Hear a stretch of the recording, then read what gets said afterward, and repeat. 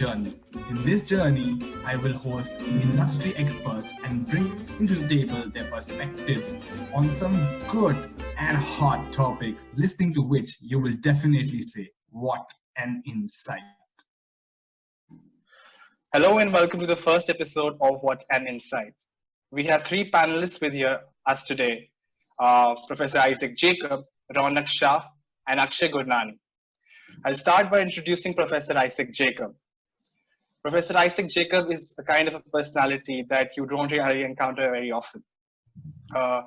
He has an energy which is extremely infectious, and he is a true veteran in the field of marketing and advertising.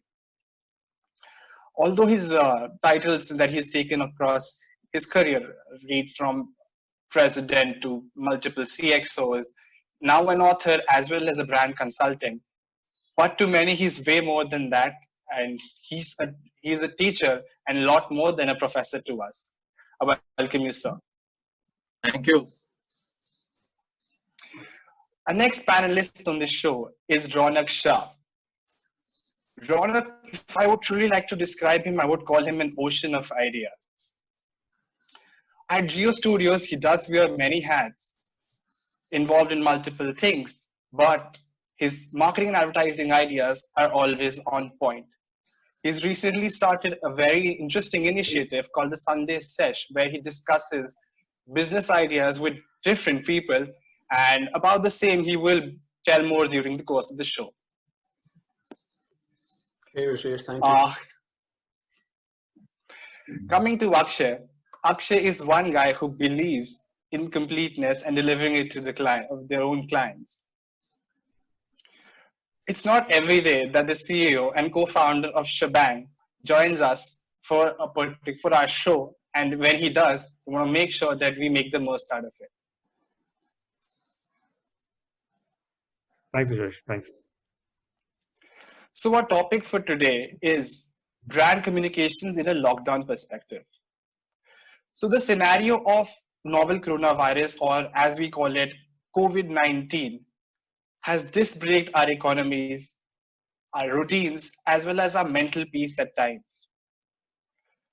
However, we must see every problem as an opportunity and try to bring the best out of what is possible in the given scenario.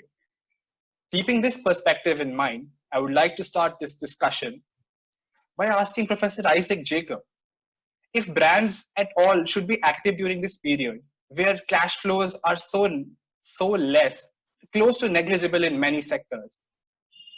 What actually brands could do at this point of time? Okay, my take on this particular topic that you have been, posing to us is that the context actually creates opportunities. If you really look at the way, Lever Brothers, I'm not talking about Unilever now, but Lever Brothers launched Lifebuoy over 100 years back. And this is again in the same context as we find ourselves today, for instance. They looked at it from the point of view of how do brands become, they become brand champions in order to basically solve customers' problems, for instance, as such. So as we see now, even now, for instance, the Dettol campaign that you just showed us. See, these are all because the upping on the ante has already been done by the environment, as far as anxiety moving perhaps into the region of fear itself, for instance.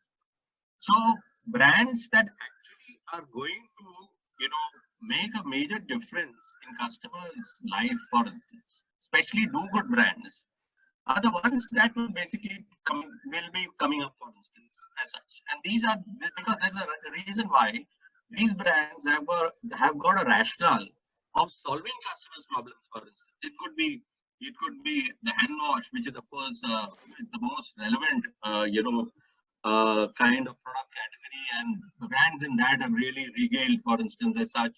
They also dip back into their positioning that they've been able to create over a period of time, getting back into their DNA and bringing it out and actually amplifying the problem solving capability of a particular brand in a significant manner as such. Now that's the context when you look at it from that perspective. So you'll also find, and I've also seen one brand that has been launched, in fact, by Colgate called Red Soap, which is of course a hand wash soap, specifically a hand wash soap. They are not known for soaps in this country in any case, for instance. So basically, the whole idea is that we need to look at brands that are utilitarian in its benefit delivery. Number one. Number two, which are do-good brands. For instance, brands that come in and actually solve problems for customers at the more basic level than perhaps anything else. For instance, you get the point. It can be. I mean, I'm talking about brands that are now so relevant to customers because of the context in which it has come through. So number one, we need to look at as to how do-good brands can actually now come up and significantly make jockey or a good position in this particular context as such, which actually delivers a significant benefit, a utility-based benefit to customers in a significant manner.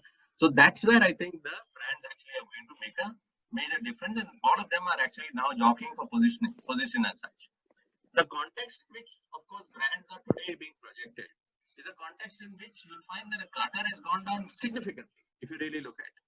So if this is the kind of budgets that brands will have at this particular moment, you make a big statement, no doubt about it, because the kind of clutter and other this thing, including including the kind of spaces that are available today that can be purchased and perhaps even used from a media perspective can perhaps be very, very good as such. There's always a saying in marketing that when when bad times are there, never give up advertising on your brand, for instance. That's the only way you can keep the brand top of mind and reduce as much as possible the customer's decay curve on the brand itself. So that's the reason in this kind of a context, you'll find that brands are actually advertising and they're getting good leverage through their advertising itself. Thank you.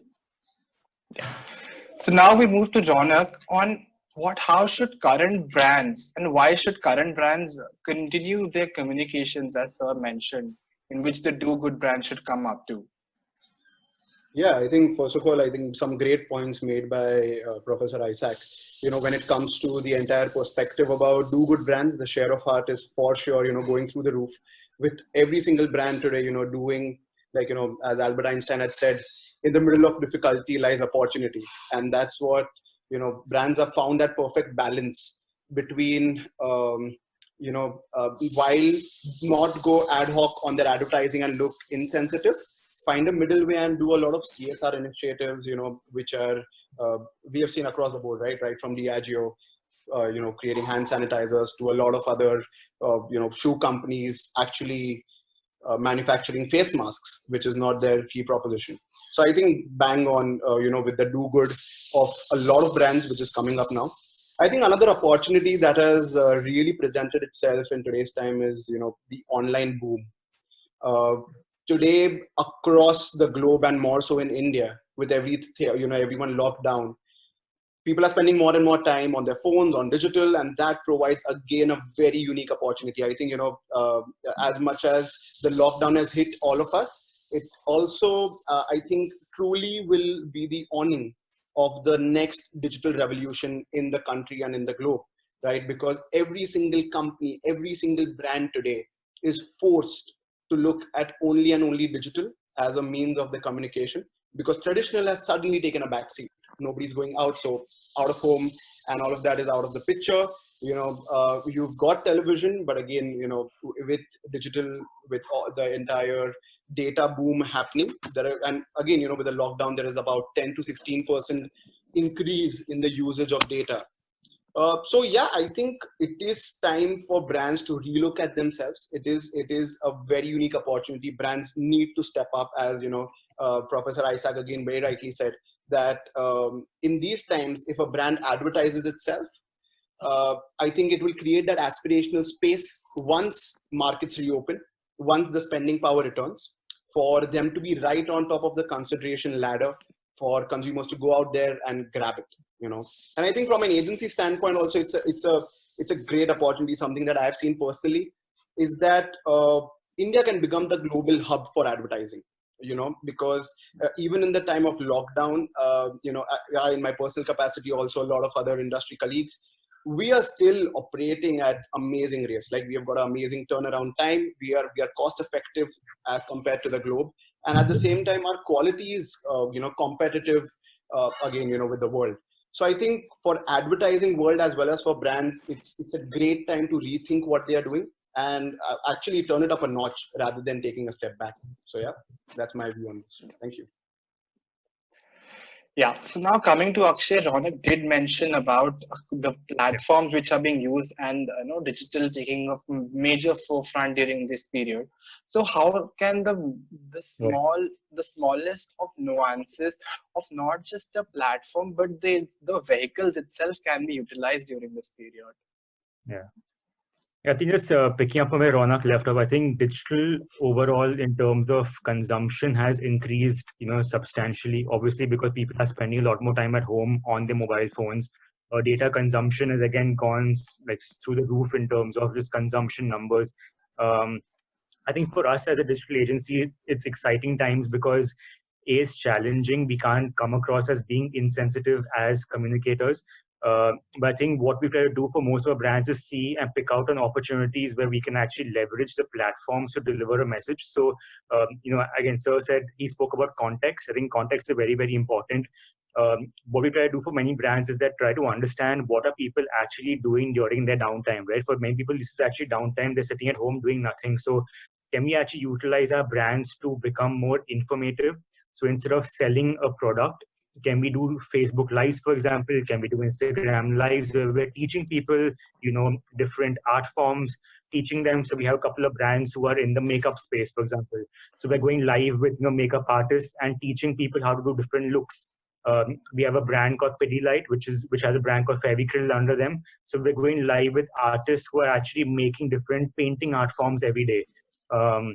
So I think it's a great time to, because people are actually looking to hone a skill during this time. So as brands, we're trying to look at how we can, while we're communicating, the message which is relevant to these times, how can we also give our audiences something which is more valuable to them, which could be, again, passion driven. So yeah, I think for us, we've been thinking of different ways to actually engage the community. Also, because people are spending time online, we're able to draw a community together to actually create things. So a lot of user-generated content is actually coming in through our platforms right now. So kind of crowdsource a lot of ideas, crowdsource a lot of thoughts, and make small edits out of them, which we're putting back onto digital as content that has been crowdsourced to the community. So yeah, I think why we're not really pushing out brand messages as a USP of the product, trying to go more from the route of creating passion-driven communication in the context of COVID at this point in time.